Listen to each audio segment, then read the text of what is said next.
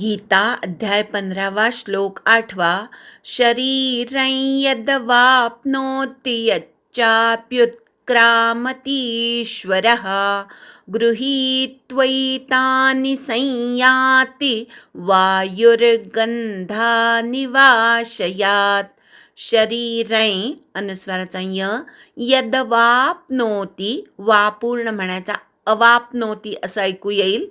यच्चाप्युत्क्रामतीश्वरः, य वर आघात, चा पूर्ण म्हणायचा, पला यू जोडलेला आहे तर त्या यू वर आघात घ्यायचा, यू बरोबर अर्धा त म्हणायचा. यच्चाप्युत्क्रामतीश्वरः, ती दीर्घ आहे. गृहीत्वैतानि, ही दीर्घ आहे. संयाति, स वरच्या अनुस्वाराचा य होतो, संयाति वायुर्गंधा निवाशयात, यू वर आघात, वायुर्गंधा निवाशयात, शेवटचा त अर्धा आहे. शरीरं यद्वाप्नोति यच्चाप्युत्क्रामतीश्वरः शरीरं यद्वाप्नोति यच्चाप्युत्क्रामतीश्वरः शरीरं यद्वाप्नोति यच्चाप्युत्क्रामतीश्वरः शरीरं यद्वाप्नोति यच्चाप्युत्क्रामतीश्वरः शरीरं यद्वाप्नोति यच्चाप्युत्क्रामतीश्वरः गृहीत्वैतानि संयाति वायुर्गन्धानिवाशयात् गृहीत्वैतानि संयाति वायुर्गन्धानिवाशयात् गृहीत्वैतानि संयाति वायुर्गन्धानिवाशयात् गृहीत्वैतानि संयाति वायुर्गन्धानिवाशयात् गृहीत्वैतानि संयाति वायुर्गन्धानिवाशयात् शरीरं यद्वाप्नोति यच्चाप्युत्क्रामतीश्वरः गृहीत्वैतानि संयाति वायुर्गन्धानिवाशयात्. संधि विग्रह. शरीरं यत् अवाप्नोति यत् च अपि उत्क्रामति ईश्वरः गृहीत्वा एतानि संयाति वायुः गंधान इव आशयात्. शरीरम म्हणजे शरीराला, यत म्हणजे ज्या, अवाप्नोति म्हणजे प्राप्त करून घेतो, यत म्हणजे ज्या, च म्हणजे आणि, अपि म्हणजे सुद्धा, उत्क्रामती म्हणजे त्याग करतो किंवा सोडून जातो, ईश्वरः म्हणजे जीवात्मा किंवा देहाचा स्वामी, गृहीत्वा म्हणजे घेऊन, एतानी म्हणजे ह्या सर्वांना, संयाती म्हणजे प्रवेश करतो किंवा त्यामध्ये जातो, वायुः म्हणजे वायू, गंधान म्हणजे वासाला किंवा सुगंधाला, इव म्हणजे च्याप्रमाणे, आशयात म्हणजे गंधाच्या स्थानातून. अन्वय. वायुः आशयात गंधान इव तथा ईश्वरः अपि यत् उत्क्रामति तस्मात् एतानि गृहीत्वा च यत् शरीरम् अवाप्नोति तस्मिन् संयाति. वायू ज्याप्रमाणे गंधाच्या स्थानातून गंध घेऊन, त्याप्रमाणे ईश्वर किंवा जीवात्मा ज्या शरीराचा त्याग करायचा त्या शरीरातून ह्यांना म्हणजे मनासह ज्ञानेंद्रियांना घेऊन पुन्हा ज्या शरीराची प्राप्ती करून घ्यायची आहे त्या शरीरामध्ये प्रवेश करतो किंवा त्यामध्ये शिरतो. मागच्या श्लोकामध्ये आपण बघितलं की जीवात्मा मनासह पंच इंद्रियांचे सूक्ष्म अंश प्रकृतीतून आकर्षित करून घेतो. आता पुढे भगवंत सांगतात की तो जीवात्मा जेव्हा एखादं शरीर धारण करतो तेव्हा त्या शरीरामध्ये या मनासह पंचज्ञानेंद्रियांचे अंश असलेलं सूक्ष्म देह किंवा अंश असलेला सूक्ष्म देह घेऊन प्रवेश करतो. त्याचप्रमाणे जेव्हा एखादा देह त्याला टाकून द्यायचा असतो किंवा एखाद्या देहाचा मृत्यू व्हायचा असतो तेव्हा हीच क्रिया उलट प्रकारे घडते. जीवात्मा मनासह सर्व सूक्ष्म असे इंद्रियांची बीज घेऊन बाहेर पडतो किंवा त्या देहाचा त्याग करतो. उत्क्रामती आणि संयाती असे 2 शब्द किंवा अशी 2 क्रियापदं इथे वापरलेली आहेत.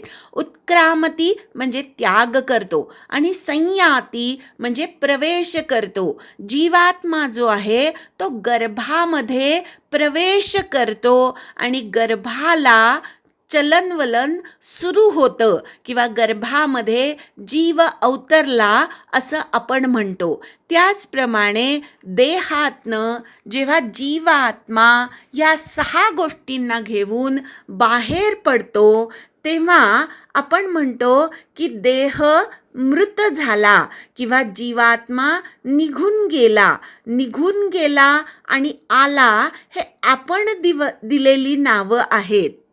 आता भगवंत या जीवात्म्याचं देहामध्ये अवतरणं आणि देहातून जाणं एका उदाहरणाने स्पष्ट करत आहेत. एखाद्या गंधाच्या आशयातून वायू ज्या सहजतेने त्या आशयातला गंध घेऊन जातो तितक्याच सहजतेने जीवात्मा देहामध्ये प्रवेश पण करतो आणि देहातून बाहेरही पडतो. सहजता सांगण्यासाठी इथे वायूचं उदाहरण दिलेलं आहे. एखाद्या सुगंध किंवा दुर्गंध, आता इथे नुसता गंध म्हटलं बरं का, सुगंध किंवा दुर्गंध असा शब्द वापरलेला नाही. एखाद्या गंधाच्या आशयातून म्हणजे कचराकुंडीत सुद्धा एक प्रकारचा गंध असतो आणि फुलात सुद्धा एक प्रकारचा गंध असतो. वायू काही फक्त फुलातलाच गंध घेऊन जातो असं नाही, तो कचराकुंडीवरचा सुद्धा गंध घेऊन पुढे जातो.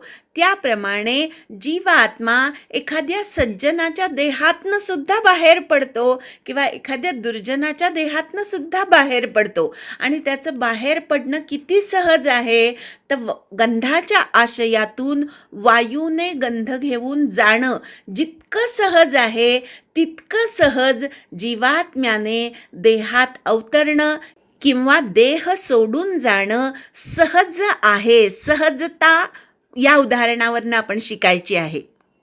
एखादा सुवास किंवा कुवास घेऊन जायला वायूला काही कष्ट पडतात का? अजिबात पडत नाही. सहजपणे वायू गंध घेऊन जातो. तितक्याच सहजपणे देहामध्ये जीवात्मा येतो किंवा जातो. जेव्हा वायू हलतो तेव्हाच गंधाचं अस्तित्व आपल्याला जाणवतं. इतर वेळेस गंध असून सुद्धा त्याचा आपल्याला जाणीव होत नाही. जर वायू वाहिला नाही तर कचराकुंडीच्या शेजारून जाऊन सुद्धा आपल्याला वास येत नाही. त्याचप्रमाणे अतिशय सुगंधी फूल असेल पण जर तिथे वायू हलत नसेल तर त्या फुलाचा सुगंध आपल्यापर्यंत येत नाही. त्याप्रमाणे जेव्हा जीवात्मा शरीराचा त्याग करतो किंवा शरीरात येतो तेव्हाच फक्त आपल्याला त्याचं अस्तित्व कळतं, नाहीतर त्याचं अस्तित्व असून सुद्धा आपल्याला कळत नाही. इथे अजून एक शब्द भगवंतांनी छान वापरलेला आहे, यत् शरीरम अवाप्नोती. जीवात्म्याला जे शरीर प्राप्त झालेलं असतं, अर्थातच जीवात्म्याच्या इच्छा जिथे पूर्ण होतील असं शरीर ते शोधत राहतं आणि जेव्हा त्याला ते शरीर प्राप्त होतं तेव्हा त्या शरीरामध्ये ते प्रवेश करतं. किंवा यत् शरीरम क्रामती किंवा जीवात्म्याला जे शरीर सोडून जायचं असतं, जेव्हा शरीराचा उपयोग जीवात्म्याच्या इच्छा पूर्ण करण्यासाठी होईनासा होतो, तेव्हा जीवात्मा ते शरीर टाकून जात असतो. म्हणून इथे म्हटलंय जे शरीर टाकून जातो किंवा जे शरीर त्याला प्राप्त होतं त्या शरीरामध्ये तो प्रवेश करतो. आगगाडी जशी बोगद्यामध्ये प्रवेश करते तशी गर्भामध्ये जीवात्मा प्रवेश करतो आणि देहातून सूक्ष्म शरीराच्या द्वारे जीवात्मा बाहेरही पडतो. या सर्व गोष्टी अत्यंत सूक्ष्म आहेत. इथे वायूने गंधाला घेऊन जाणे किंवा गंधाला घेऊन येणे हे जितकं सहज सोपं आहे, तितकं जीवात्म्याने देहामध्ये प्रवेश करणे आणि देहाला सोडणे सहज आहे, हे भगवंतांनी सांगितलेलं आहे. एकदा श्लोक म्हणूया आणि थांबूया. मग मृत्यूकाली आपण जे म्हणतो किती क्लेश झाले, काय झालं, तर ते कुणाला होत असतात? जीवात्म्याला कुठल्याही प्रकारचे क्लेश होत नाहीत. जे काही क्लेश होत असतात ते शरीराला होत असतात आणि शरीर थकलेलं असतं, शरीर व्याधीग्रस्त झालेलं असतं, म्हणून शरीराला त्रास होतोय असं आपण म्हणतो. जीवात्म्याला देह सोडतानाही किंवा देह धारण करतानाही कुठल्याही प्रकारचा त्रास होत नाही. आपला जो देहाशी संबंध असतो, आपण जे त्या देहाचे नातेवाईक असतो आणि आपलं लक्ष सगळं देहावर असतं आणि म्हणून म्हणतो की किती मरताना त्यांना त्रास झाला वगैरे वगैरे वगैरे, पण तो त्रास जीवात्म्याला होत नाही. हे इथे अगदी भगवंतांनी स्पष्ट सांगितलेलं आहे. वायूनी गंधाला घेऊन जाणं जितकं सहज आहे तितकंच सहज जीवात्म्याने देहाला सोडणं आणि देहामध्ये अवतरणं सहज आहे. एकदा श्लोक म्हणूया आणि थांबूया. शरीरं यद्वाप्नोति यच्चाप्युत्क्रामतीश्वरः गृहीत्वैतानि संयाति वायुर्गन्धानि वाशयात्. हरि ओम तत्सत्.